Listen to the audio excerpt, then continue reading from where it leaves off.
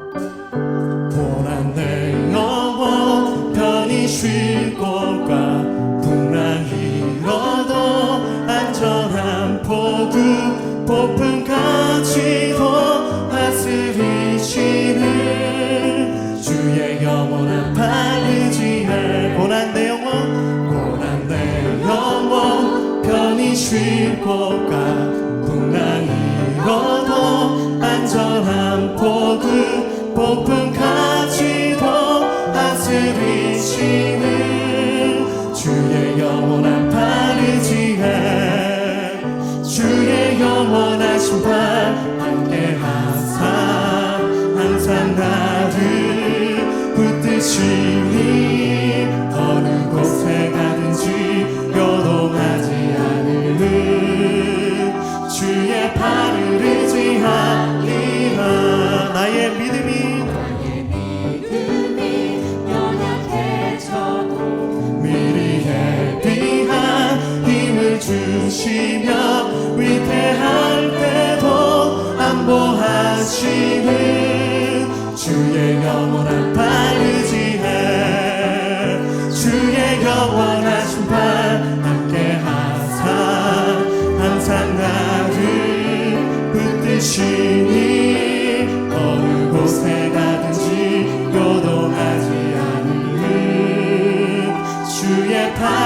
의지하니 나의 믿음이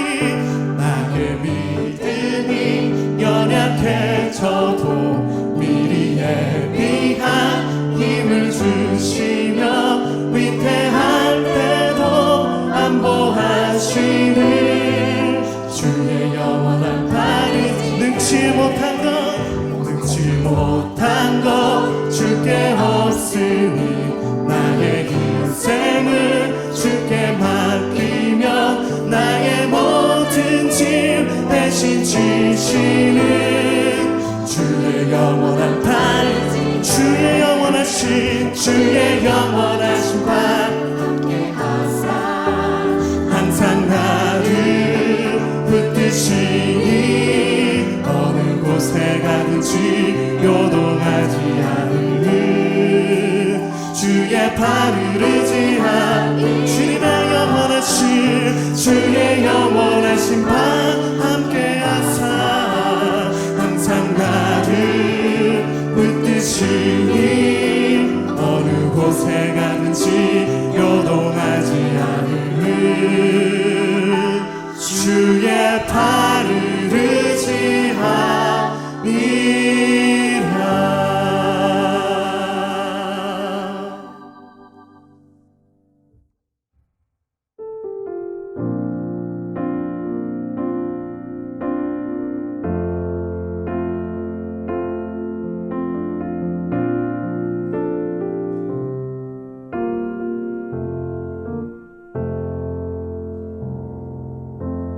은혜 아니며 살아갈 수가 없네.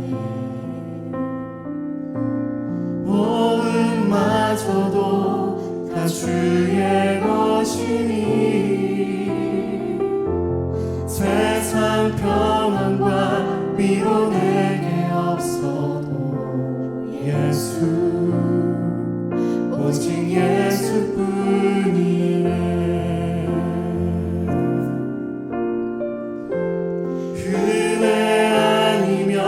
살아갈 수가 없네. 모든마저도 다 주의 것이니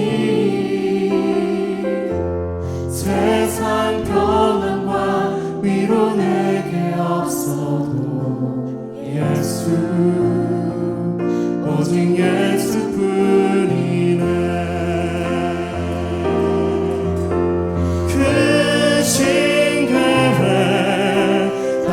수도 없고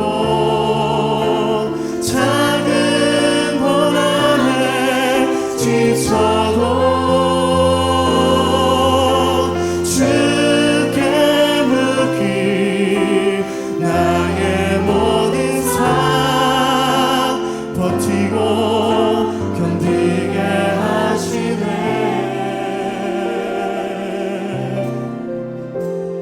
은혜 살아갈 수가 없네. 나의 모든 것 다 주께 맡기니 참된 평안과 위로 내게 주신 주 예수 오직 예수뿐이네.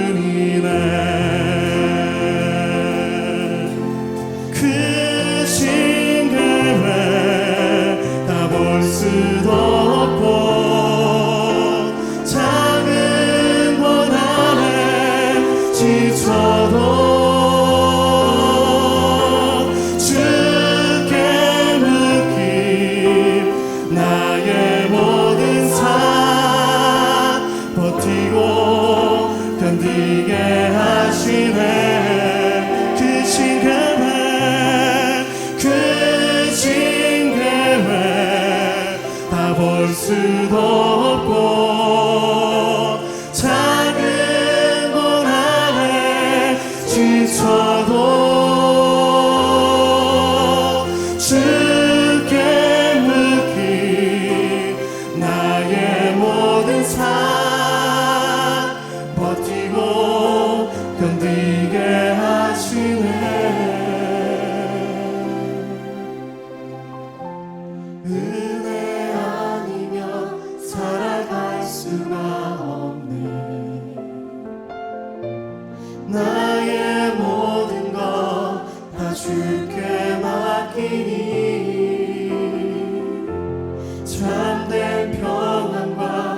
위로 내게 주신 주 예수 오직 예수뿐이네.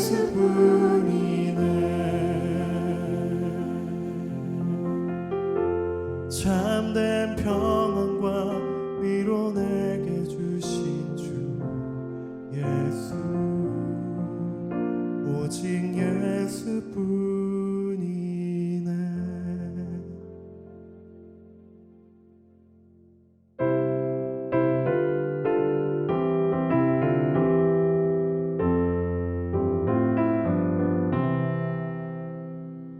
어머니의 넓은 사랑 귀하고도 귀하다.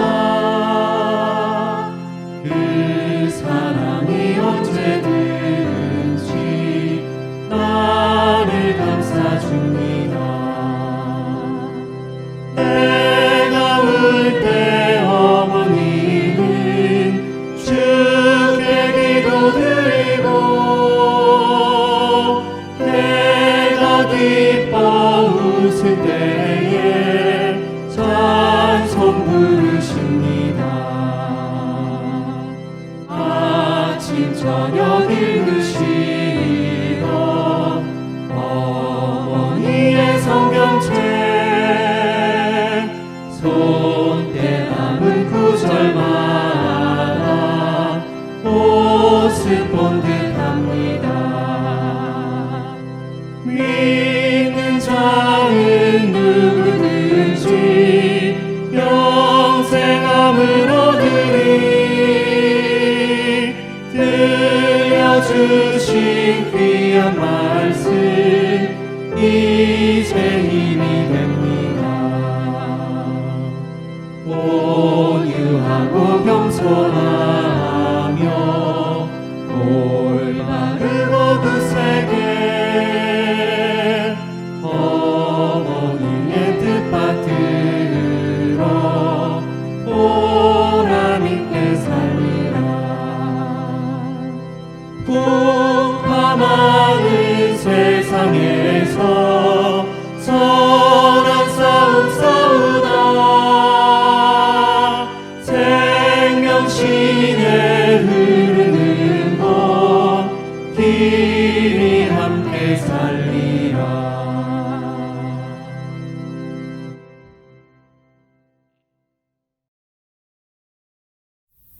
오래 참고 계신 자비의 하나님, 함께 모여 찬양하고 기도하며 교제하던 일상을 당연한 것으로 여기며 감사에 인색했던 저희의 교만을 회개합니다.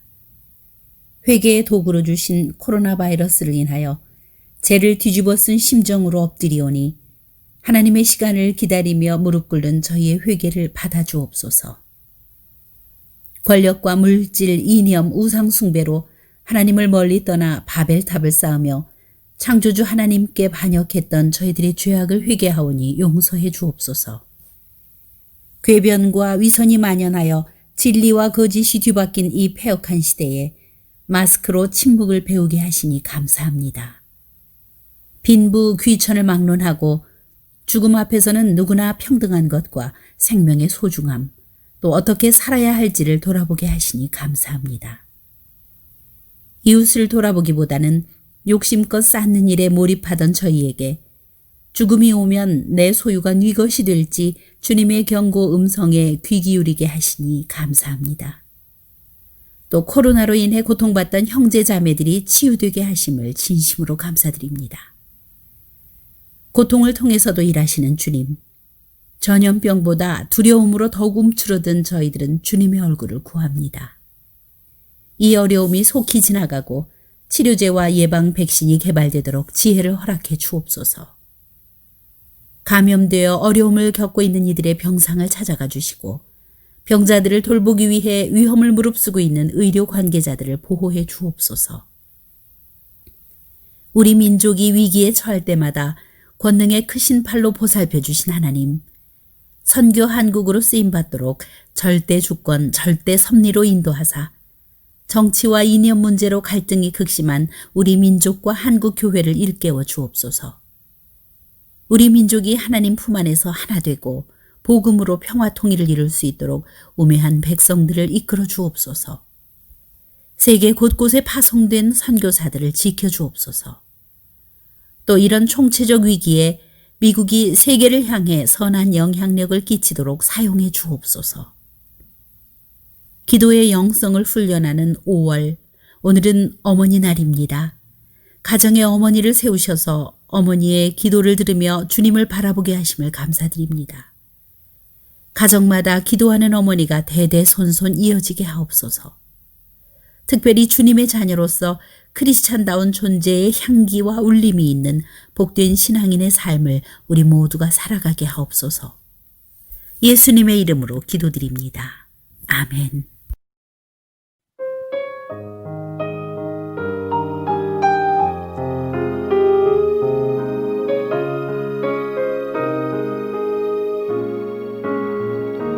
우리 주님 주신 것을 예물로 드립니다. 하나님 나라 온갖 좋은 것으로 넉넉하게 하시고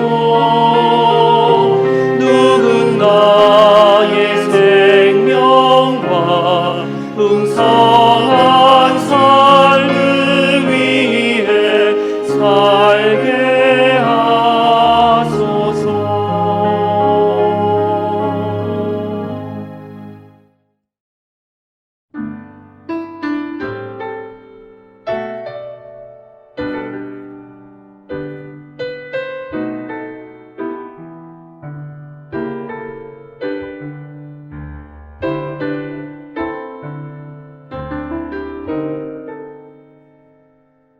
This little light of mine, I'm gonna let it shine. This little light of mine, I'm gonna let it shine. This little light of mine, I'm gonna let it shine. Let it shine, let it shine, let it shine, shine, shine, shine, shine, shine. Take this little light of mine, I'm gonna let it shine. This little light of mine, I'm gonna let it shine. This little light of mine, I'm gonna let it shine. Let it shine, let it shine, let it shine. Everywhere I go, I'm gonna let it shine. Everywhere I go, I'm gonna let it shine. Everywhere I go, I'm gonna let it shine. Let it shine, let it shine, let it shine.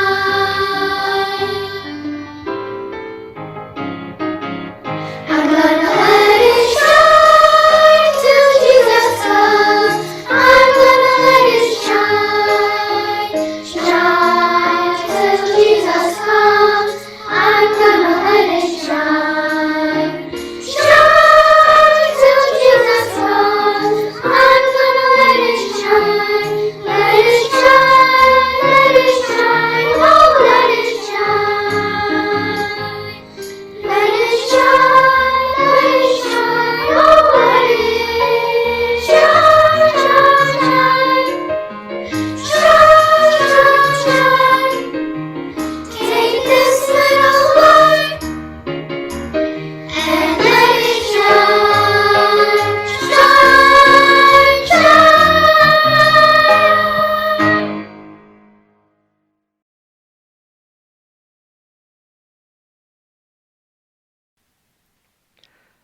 하나님의 말씀 갈라디아서 1장 1절에서 5절까지 말씀 제가 읽어드리겠습니다. 사람들에게서 난 것도 아니요 사람으로 말미암은 것도 아니요 오직 예수 그리스도와 그를 죽은 자 가운데서 살리신 하나님 아버지로 말미암아 사도된 바울은 함께 있는 모든 형제와 더불어 갈라디아 여러 교회들에게 우리 하나님 아버지와 주 예수 그리스도로부터 은혜와 평강이 있기를 원하노라. 그리스도께서 하나님 곧 우리 아버지의 뜻을 따라 이 악한 세대에서 우리를 건지시려고 우리 죄를 대속하기 위하여 자기 몸을 주셨으니 영광이 그에게 세세토록 있을지어다. 아멘. 사람마다 다르겠습니다마는 저는 나이 40이 되는 생일에 느낌이 좀 달랐습니다. 내가 이제 40이 되었구나. 살아온 인생과 앞으로 살아갈 인생에 대해서 생각하면서 크게 후회스러운 대목이 있었습니다. 인생에 멘토가 있었으면 좋을 뻔했다. 그런 생각이 크게 들었습니다. 서로에게 알려진 관계가 아니더라도 내가 부러워할 만한 사람을 마음에 정해놓고 일정 기간 동안 흉내를 냈다면 내 인생이 좀 더 낫지 않았을까, 그런 생각을 해드렸습니다. 예를 들어서 목회를 따라해서 좋을 목사님이 한 분 내 마음에 계셨으면 좋을 뻔했다, 이제 그런 생각을 했습니다. 그래서 그분 목회에 대해서 깊이 생각하면서 얼마간 흉내를 냈더라면 얼마나 좋았을까, 그런 생각이 들었고요. 또 이제 모범이 되는 설교자 한 분이 있어서 그분 설교를 연구하면서 깊이 생각할 기회를 삼았으면 좋을 뻔했다, 이제 그런 생각을 했습니다. 그러고는 이어서 바로 이런 생각이 들었습니다. 내가 이 나이에 누구를 따라하랴. 저는 제가 생각하는 대로 인생을 살고 제 판단을 따라서 목회를 하기로 그렇게 생각하였습니다. 저는 그때 나이 40이 많은 줄 알았습니다. 세상에는 각 방면에 정말 대단한 사람들이 많이 있습니다. 살면서 이렇게 느끼는 건데요. 양쪽이 다 맞습니다. 세상엔 참 대단한 사람들이 많다. 살수록 그런 생각이 더 많아지고, 또 한편으로는 세상에는 참 모자라는 사람들도 많다. 이제 그런 생각을 아울러 하게 됐습니다. 성경에도 보면은 위대한 인물들이 정말 많이 소개되고 있는데, 신약 시대에 우뚝한 출중한 인물 중에 한 사람은 바울입니다. 제가 당분간 갈라디아서를 읽고 말씀을 드리려고 하는데, 갈라디아서를 쓴 바울은 정말 대단한 사람입니다. 이제 더러 고수에 대해서 이렇게 생각을 해보게 되는데, 고수는 아무나 될 수가 없을 겁니다. 이제 고수를 아무나 할 수는 없는 일이고, 이제 그리고 나서 생각할 수 있는 거는, 이제 고수가 되지 못한다고 하더라도 고수를 알아보고 고수의 면모를 파악한 끝에 고수의 기운을 느끼는 것만으로도 평범한 사람에게는 대단한 일이 되겠다, 이제 그런 생각을 하고 있습니다. 제가 전에 어떤 피아니스트의 인터뷰를 읽은 적이 있는데, 당시에 이렇게 기억이 선명하지 않습니다. 당시에 그 사람은 베토벤 인가를 집중적으로 연구하고 있었습니다. 근데 이제 이 사람 얘기가, 연구하면 할수록 연주를 하면 할수록 베토벤의 음악 세계가 굉장하다라는 겁니다. 하나를 고칠 수 없을 정도로 베토벤의 음악이 구조적으로 단단하고 정교하다라는 거죠. 인터뷰에서 그 사람이 그 자신이 말한 것처럼 저도 그 사람 너무너무 행복하겠다, 그런 생각했습니다. 그래서 자기는 너무 행복가 되는 거예요. 그러니까 고수의 세계에 이렇게 빠져들어서 너무 행복하다는 거죠. 너무 행복하다는 거죠. 고수를 알아보고 마음을 빼앗길 정도만 되어도 굉장한 소양이다, 이렇게 보아야 할 것입니다. 오늘은 그 신앙 고수에 대한 얘기를 좀 하려고 그러는데요. 바울이 얼마나 대단한 사람인지 조금만 살펴보겠습니다. 여러분 다 아시지만은 신약 성경의 구성이 이제 이렇게 되어 있습니다. 신약 성경이 이제 사복음, 마태복음으로 시작하죠. 이제 처음에 복음서가 나오고요. 그래서 마태, 마가, 누가, 요한 복음서가 나오는데, 이 복음서는 예수님의 가르침과 그 행적에 대한 기록입니다. 이제 그리고 나서 역사서인 사도행전이 뒤따라 나옵니다. 근데 이제 사도행전 우리말로 이제 그렇게 번역이 되어 있지만은 사실 사도 대부분의 사도를 다루는 건 아니고 앞부분은 주로 베드로를 핵심적으로 다루고요. 그 뒷부분의 주요 인물은 바울입니다. 그러니까 제가 지금 이제 바울이 얼마나 대단한 사람인지 이제 그런 얘기를 하고 있는 거죠. 이제 사도행전 처음 교회 얘기고 내용으로 보면 복음의 확장사인데 그 주요 인물이 베드로와 바울이었다. 이제 그중 한 사람이 이제 바울이었다. 이제 그런 말씀입니다. 그리고는 이제 편지를 모아놓은 서신서가 나오고요. 그리고 마지막 책 한 권이 예언서인 요한계시록입니다. 근데 그 서신서를 보더라도 바울이 얼마나 대단한 인물인지를 짐작할 수 있는데요. 서신서가 21편 설교 이게 편지 모음집인데 그 중에 13편지가 바울의 것입니다. 이게 굉장하죠. 굉장하죠. 이게 뭐 이것만 보더라도 바울이 얼마나 신약 성경 세계에서 이게 출중한 인물이었는지 신앙의 고수였는지를 짐작할 수 있겠습니다. 바울은 뭐 이미 젊어서 그 일가를 이룬 사람이었는데요. 아마 이제 그런 식으로 계속 이제 세월만 흐르면 유대교의 압도적인 대표적인 지성이 최고의 지성이 될 사람이었습니다.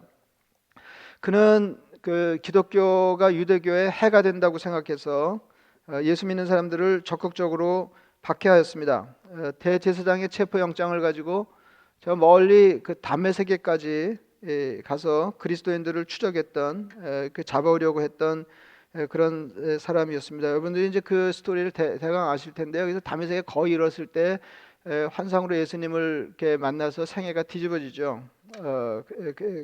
그래서 그런 사람이 그러니까 예수 믿는 사람들을 잡아 죽이려고 골몰했던 그런 사람이 복음에 압도되어서 예수님을 추종하는 제자가 되고 마침내 이방 선교의 기수가 되어서 복음을 위해서 자기 목숨을 포함한 일체의 것들을 모두 내어 던질 정도로 신앙세계에 대단한 인물이 되었습니다.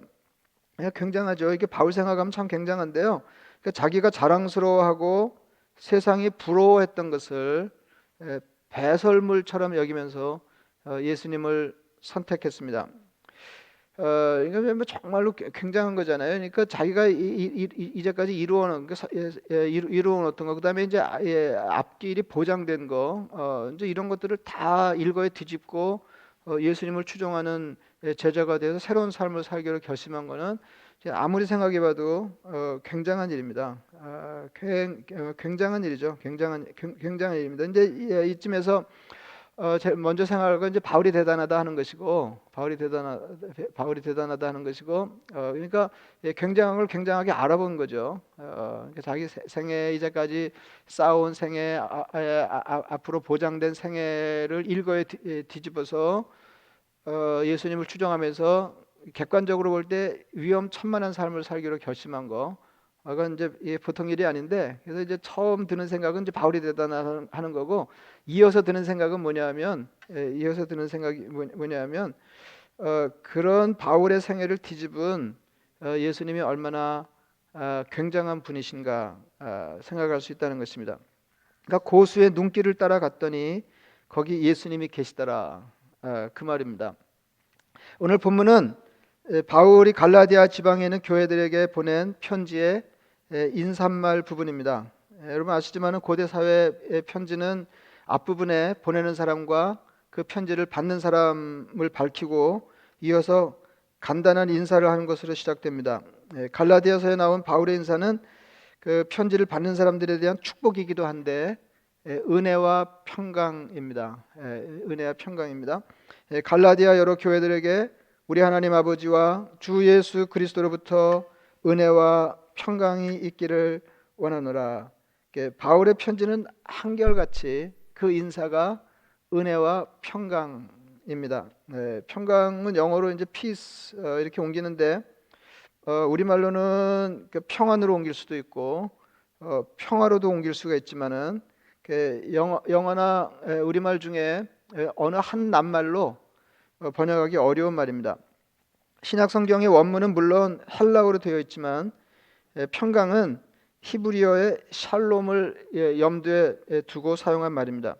샬롬은 이게 샬롬이 굉장한 건데요. 샬롬은 굉장한 건데 샬롬은 모든 것을 구비하여 모자람이 없는 상태입니다. 모든 것을 구비하여 모자람이 없다. 이게 샬롬인데요. 이게 삶에 모자람이 없다 하는 말도 이렇게 따져보면 간단하지가 않습니다. 이게 따져보면 간단하지 않거든요. 뭐 인생이 간단하지 않은 것처럼 이게 간단하지가 않아요. 이렇게 삶에 구비하여 모든 것을 구비하여 모자람이 없다. 모자람이 없다. 우리 인간이 피조물인데 저는 요즘 그 피조물이라고 하면 한계라는 말이 먼저 떠오릅니다. 인간은 피조물의 한계를 안고 살아가는 존재라 이제 그 말입니다.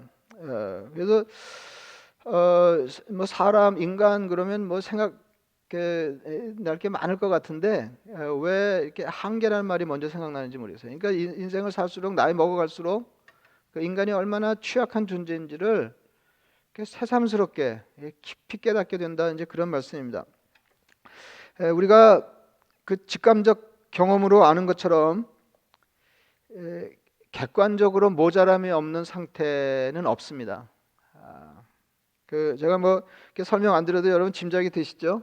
그 돈에 관해서 이렇게 생각해 보면 이제 사람들이 다 돈 욕심을 내면서 돈이 좀 더 있으면 좋겠다, 뭐 이렇게 목표를 걸어놓고 이렇게 돈을 향해서 살아가는데 이게 끝이 없다는 거죠. 끝이 없다는 거죠. 이렇게 이만하면 됐다가 있나요? 그러니까 이렇게 돈에 관해서 얘기하자 그러면은 돈을 구비하여 모자람이 없는 상태, 이런 게 있을까요?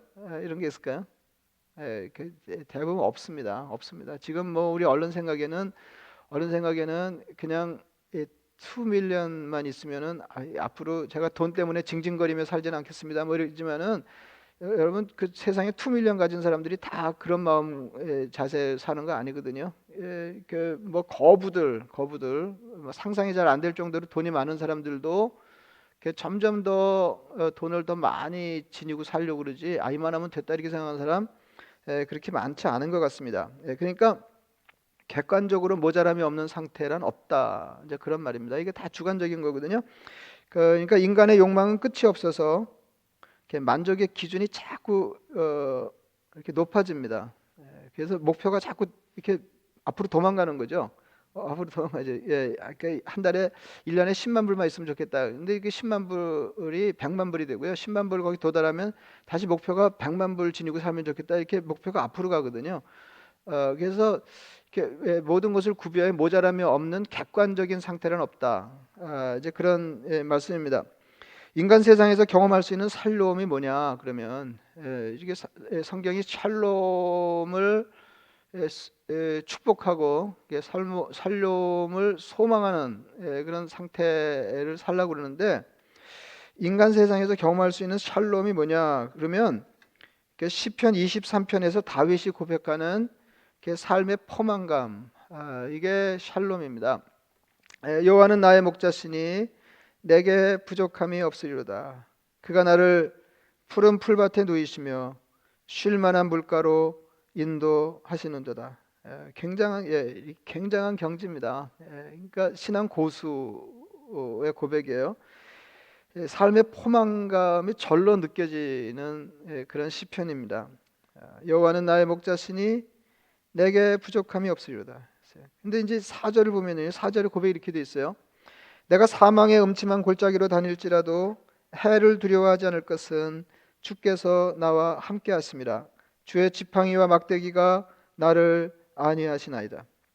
사망의 음침한 골짜기를 통과하더라도 여전히 평안한 것은 주님이 계시기 때문이다. 이제 그런 거죠. 그러니까 객관적인 삶의 형편이나 조건으로부터 삶의 평안함이 오는 게 아니다. 샬롬이 오는 게 아니다. 이제 그러면 5절 고백도 마찬가지예요. 주께서 내 원수의 목전에서 내게 상을 차려주시고 기름을 내 머리에 부으셨으니 내 잔이 넘치나이다. 삶이 때로 위험천만하고 아주 가까이에 원수가 포진하고 있을지라도 주님 때문에 삶이 안온한 것이 이 땅의 샬롬이라.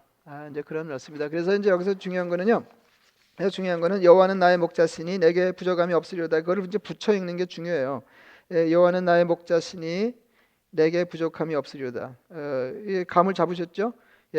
뭐뭐 하니 내게 부족함이 없다. 이제 이렇게 되면 이제 보통 모든 것을 구별해 모자람이 없는 상태가 샬롬이다 그러면은 이제 그 모든 것 그럴 때 우리는 돈을 생각하거나 건강을 생각하거나 뭐 이제 이렇게 되는데요.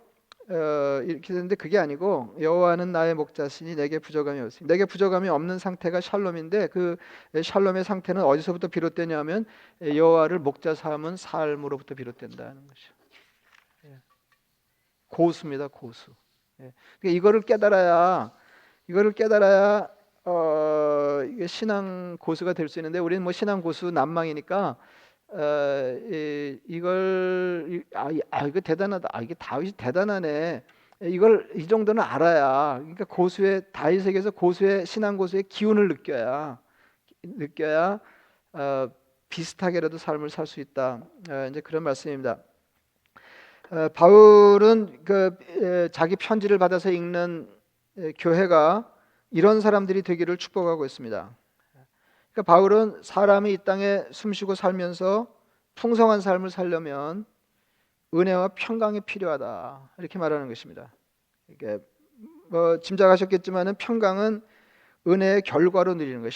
샬롬은 이게 지금 은혜와 평강, 그러니까 은혜와 샬롬 이렇게 얘기하고 있는데 이게 둘 사이의 관계가 어떻게 되냐면 이 평강, 샬롬은 은혜로부터 말미암는 것입니다. 먼저 은혜가 있어서 뒤따라오는 평강이 가능하다는 거예요. 은혜 얘기를 좀 하려고 하는데요. 기독교 뭐 여러 차례 말씀드렸습니다. 기독교를 한마디로 이야기하면 은혜의 종교다. 이 말은 기독교에서 은혜를 빼면 신앙이 성립하지 않는다. 이제 그런 말씀입니다. 그러니까 그리스도인의 삶에서 은혜를 제거하면 우리 삶이 대번에 무너집니다. 우리 신앙은 은혜로 시작되었습니다. 뭐 수도 없이 말씀드리고 우리가 너무 익숙하게 잘 아는 것들입니다. 우리가 죄인이어서 멸망의 구렁텅이에 빠져 있을 때 하나님께서 예수 그리스도를 통해서 우리를 구원의 하나님 자녀 삼으심으로, 그러니까 그 은혜로 우리의 삶이 새롭게 시작된 거예요. 은혜로 시작됐어요. 그러면 그렇게 구원받아 하나님의 자녀가 된 사람들, 그런 사람들의 나머지 삶의 신앙생활은 뭐냐? 그거는 은혜입니다. 그래서 신앙생활을 하면서 하나님을 향한 가장 간절한 바람은 은혜 내려주세요. 은혜 내려주소서. 이제 그렇잖아요. 이렇게 돈 모자랄 때 돈 주세요. 건강 모자랄 때 건강 주세요. 뭐 이제 이렇게 할 수 있는데 돈이 있다고 해서 건강이 있다고 그래서 우리 삶의 샬롬이 완성되지 않는다 하는 건 우리가 짐작하는 거고요. 그렇기 때문에 이 다윗이 여호와는 나의 목자시니 내게 부족함이 없습니다. 그 고백처럼 은혜 내려 주소서야 한다는 거죠. 우리 인생의 가장 간절한 바람은 은혜 내려 주소서예요. 그래서 은혜로 시작하는 우리의 신앙 여정은 온통 은혜 내려 주소서입니다. 신앙 고수 바울은 이 점을 꿰뚫고 있다. 그래서 바울의 편지를 보면 축복의 인사가 예외 없이 은혜와 평강입니다. 제가 전에 한번 이 설교할 때 제가 다 뒤졌거든요. 하여튼 바울의 편지를 전부 해서 옮겨 적었더니 예외 없이 은혜와 평강이에요. 예외 없이 은혜와 평강. 그리고 이렇게 바울만 그러냐 그러면 이제 그게 아니고 신약 성경에 수록된 편지의 저자들은 한결같이 인사가 은혜와 평강입니다. 그러면 이제 감을 잡아야 되는 거죠. 그러니까 은혜와 평강이 얼마나 중요하면 다른 말로 인사하지 못하고 다른 말로 축복하지 못하고 한결같이 은혜와 평강이냐. 그러고 싶었어요. 가끔 다른 인사도 하고 뭐 이래야지. 그리고 바울이 그랬다고 또 다른 사람이 따라서 은혜와 평강 그럴 게 아니잖아요.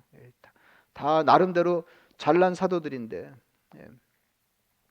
근데 한결같이 은혜와 평강이에요. 그러니까 하나 더 조금 변형이 있는데요. 가끔 긍휼을 덧붙였어요. 몇 건 됩니다. 그렇다고 해서 은혜와 평강을 대체하는 다른 인사말을 쓴 게 아니고 은혜와 평강에다가 하나를 덧붙였는데 그게 긍휼이에요. 뭐 다 그 동네죠. 뭐 그 동네죠. 하나님 우리를 불쌍히 여주 은혜 베풀어 주소서 그런 거죠. 우리가 신앙 고수들에게 먼저 배워야 할 것은 은혜와 평강이 엄청 중요하다 하는 사실입니다. 인생에서 우선 중요한 것 두 가지를 생각하자면 가장 중요한 것은 구원받아 하나님 자녀 되는 것이고 그 다음으로 생각할 것은 자녀의 삶인데 하나님 백성이 이 땅에 살 때 우선 챙겨야 하는 것이 은혜에 대한 감각입니다. 이스라엘 백성들 이스라엘 신앙의 근거는 언제나 출애굽이거든요. 이스라엘 백성들이 애굽에서 종로로 하며 신음할 때 하나님께서 모세를 보내셔서 이스라엘 백성들을 애굽에서 구출하십니다. 그래서 이제 광야로 나와서 이제 가나안을 향한 신앙 여정을 살게 되는데 그 광야 생활이 만만치 않아요. 40년이었습니다. 40년이었어요. 그래서 애굽을 탈출해서 며칠 길을 간 다음에 이제 처음 당도한 것이 시내산 자락의 시내 광야였습니다. 거기서 이제 하나님하고 계약을 맺죠. 이때 계약을 맺는데 하나님은 이스라엘 하나님 되시고 이스라엘 사람들은 하나님의 백성 되는 계약을 맺습니다. 그리고는 40년 동안 가나안을 향해서 광야 생활을 했습니다. 여러분 광야는 아무것도 없는 것입니다. 그러니까 이렇게 정말 사람이 살기 어려운 척박한 땅입니다. 먹을 것이 아무것도 없었습니다. 그러니까 한마디로 살기 어려운 것입니다. 그들은 그 긴 세월을 아침마다 하나님 내려주시는 만나에 의존해서 살았습니다. 먹을 게 아무것도 없는데 하나님 주신 거를 먹고 산 거예요. 이거 중요한데요. 홍해를 건너서 구원받아 하나님의 백성된 이스라엘 사람들이 다시 말하면 구원의 반열에 든 이스라엘 백성들 하나님의 백성들이 하나님과 계약을 맺으면서 가장 먼저 익혀야 됐던 게 뭐냐면 하나님의 은혜만으로 세상을 사는 법이었습니다. 만나는 하나님의 백성들에게 내리시는 하나님의 은혜의 상징입니다.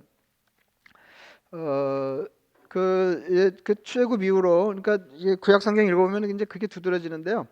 출애굽 이후로 이스라엘 백성들은 광야에서는 성막을 중심으로 해서 신앙생활을 했고 그다음에 이제 이제 가나안에 들어가서 솔로몬이 성전을 건축한 뒤로는 예루살렘 성전을 건축한 이후에는 예루살렘 성전 중심으로 이스라엘의 신앙생활이 이루어졌습니다.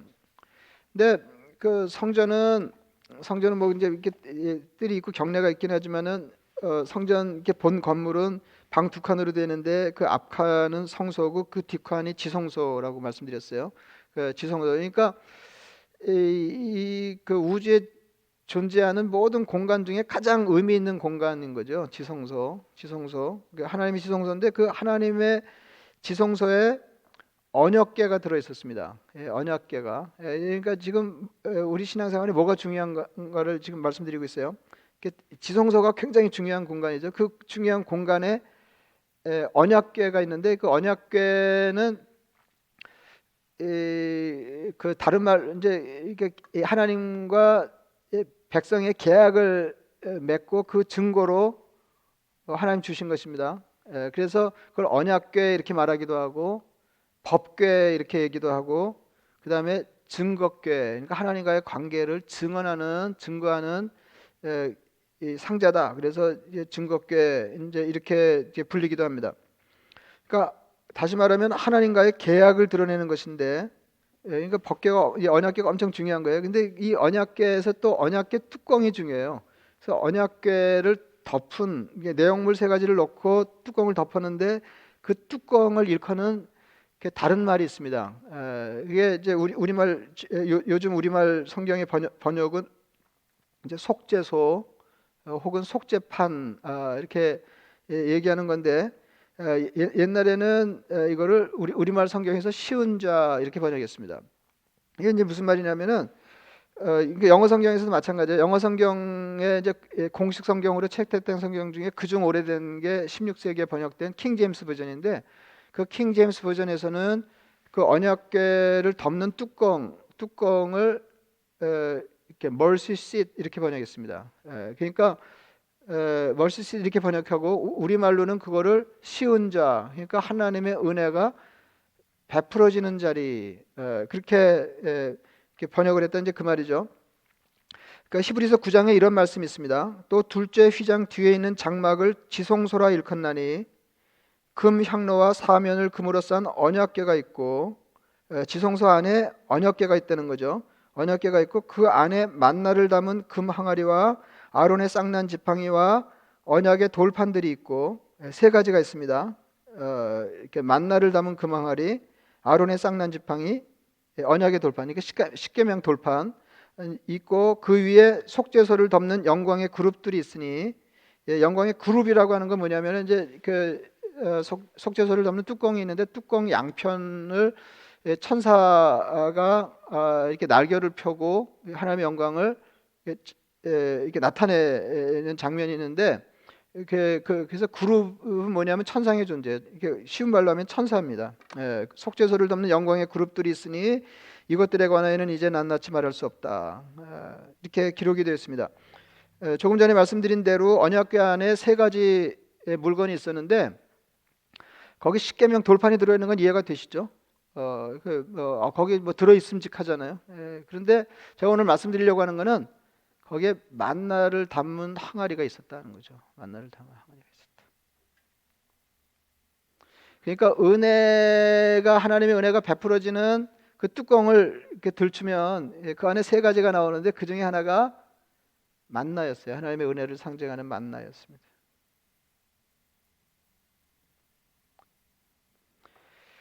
여러분, 인생은 조금 나을 때도 있고 조금 못할 때도 있지만, 기본적으로 인생이 뭐냐 그러면 이게 제가 이해하는 인생입니다. 기본적으로 인생이 뭐냐면 하나님의 나라를 향해서, 다시 말하면 가나안을 향해서 광야를 통과하는 것이다. 이제 그렇게 생각합니다. 하나님의 은혜에 의지하지 않고서는 살 수 없다, 그 말입니다. 광야 시절 은혜의 상징이 바로 만나였습니다.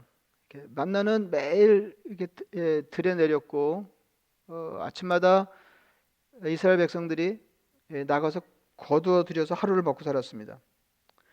근데 특이한 거는 하루치만 거둘 수 있었다는 거죠.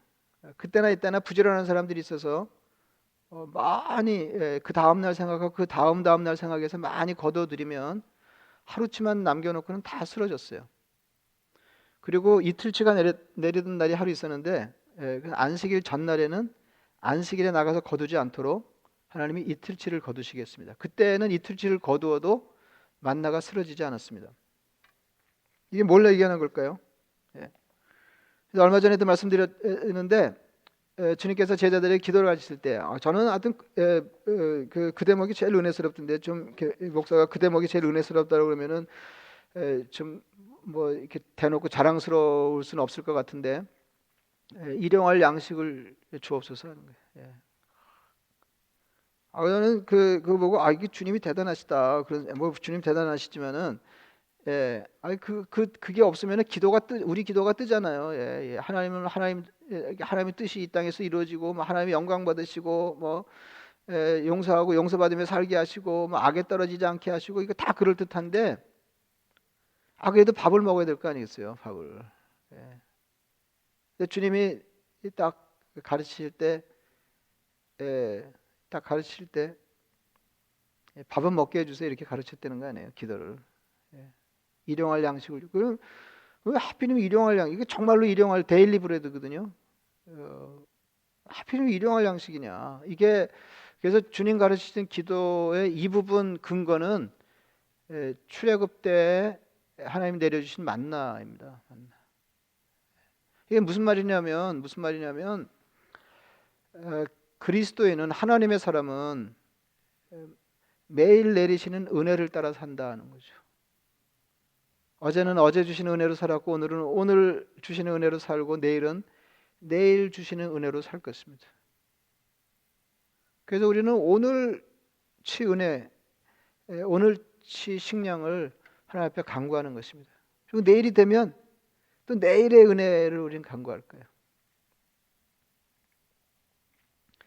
근데 이게 참 어렵습니다. 이게 참 어려운 게요. 이게 자기를 어떤 상황에다 대입해서 그 사람 입장에서 뭘 상상하는 게 늘 한계가 있다는 생각을 하게 되는데, 이제 이렇게 성경을 제대로 느낌 있게 읽으려면은 그러니까 우리가 광야 생활 40년 했던 이스라엘 백성들 형편으로 들어가서 상상하면서 이제 그 말씀을 받는 게 도움이 될 텐데 그래도 이게 제대로 안 되거든요. 그래서 이렇게 그리스도에는 매일의 은혜, 매일 주시는 은혜를 따라 산다. 그래서 하루치 양식 주세요. 이렇게 산다. 그런데요, 이게 그냥 얼른 들으면 엄청 폼나는데 이거 어렵습니다. 이렇게 하는 게.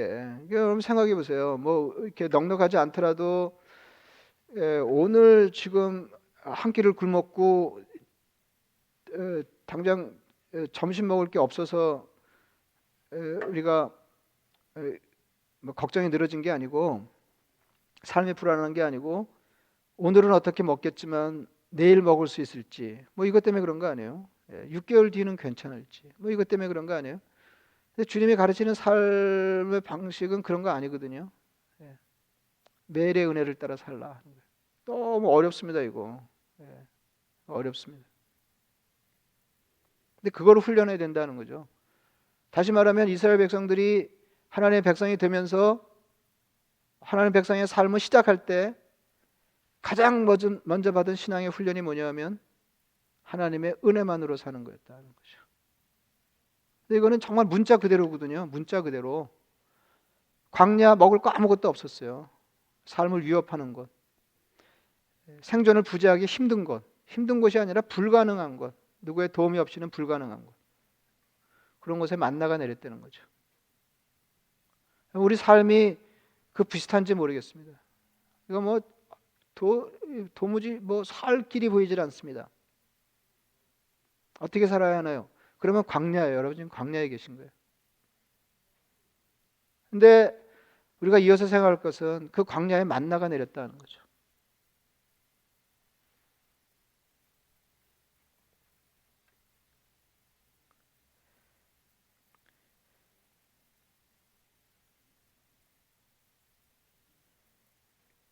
바울이 참 대단하다. 이제 그런 말씀을 드리는데요. 바울은 이미 성공한 사람이었어요. 그리고 굉장한 성공이 기다리는 사람이었어요. 예수님을 만나서 예수님께 생애를 걸고 다른 걸 다 버렸어요. 삶을 뒤집었어요. 다시 말하면 그래서 바울이 뭐 객관적으로 보면 고생을 직사하게 했는데요. 은혜만으로 주님을 믿고 은혜만으로 내가 이제까지 성취한 것 그것에 기반하던 삶을 뒤집고 주님을 따르면서 주님의 은혜만으로 사는 위험천만한 신앙 세계로 뛰어들었다 그 말이에요.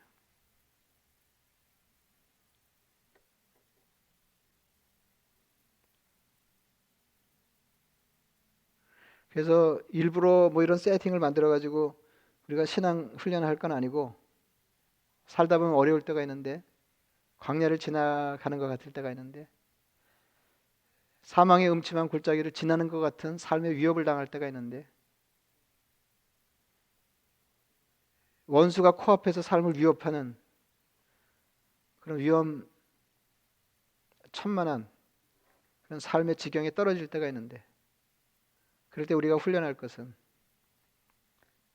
주님이 나의 목자십니다. 나는 주님의 은혜에 의지해 살겠습니다 하는 겁니다. 그래서 마침내 다윗처럼 여호와는 나의 목자시니 내게 부족함이 없습니다. 샬롬을 노래하는 샬롬을 고백하고 노래하는 그런 성도가 되시기를 축원합니다. 말씀을 생각하시면서 기도하겠습니다.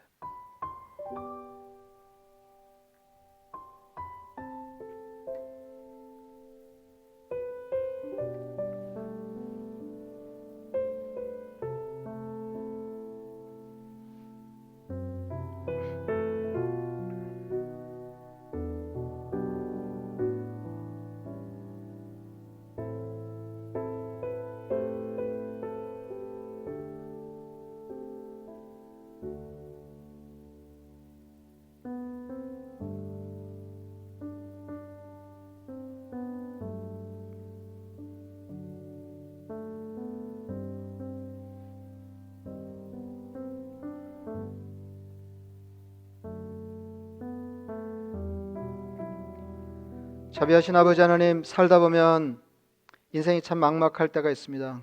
어떻게 삶을 꾸려가야 할지, 새끼 밥은 먹을 수 있는 건지,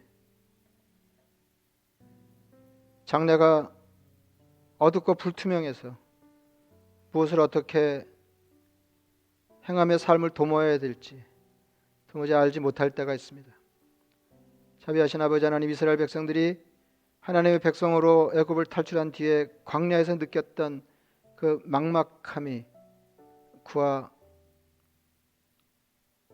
같았을 것이지만 하나님께서 이내 날마다 모자람 없이 은혜 베푸셔서 그 긴 세월 하나님의 은혜만 의지해서 살 수 있었습니다. 아버지 하나님,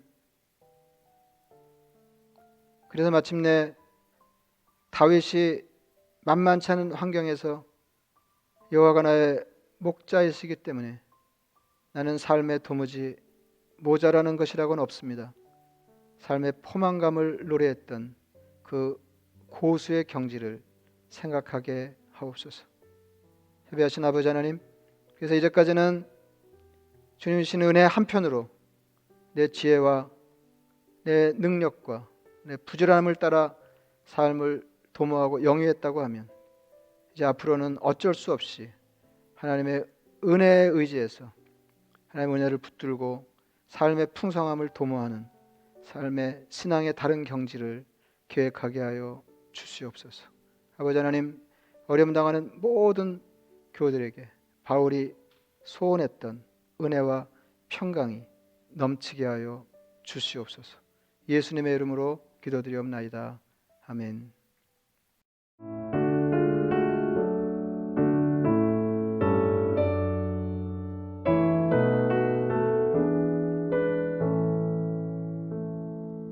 내 맘이 낙심되며 근심에 눌릴 때 주께서 내게 오사 위로해 주시네. 가는 길 깜깜하고 괴로움 많으나 주께서 함께하며 내 짐을 지시네. 은혜가 내게 족하네. 은혜가 족하네. 이 괴로운 세상 지날 때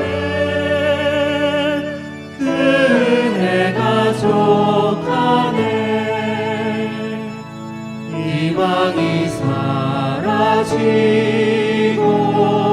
친구 날 버릴 때 주 내게 속삭이며 새 희망 주시네. 싸움이 맹렬하여 두려워 떨 때에 승리의 왕이 되신 중성 들리네. 은혜가 내게 족하네. 은혜가 족하네. 이 괴로운 세상 지날 때 은혜가 족하네. 범민이 가득 차고 눈물이 흐를 때 주 나의 곁에 오사 위로해 주시네. 환난이 닥쳐와서 어려움 당할 때 주님의 능력으로 원수를 그대가 내게 족하네 그대가 족하네 이 괴로운 세상 지날 때 그대가 족하네.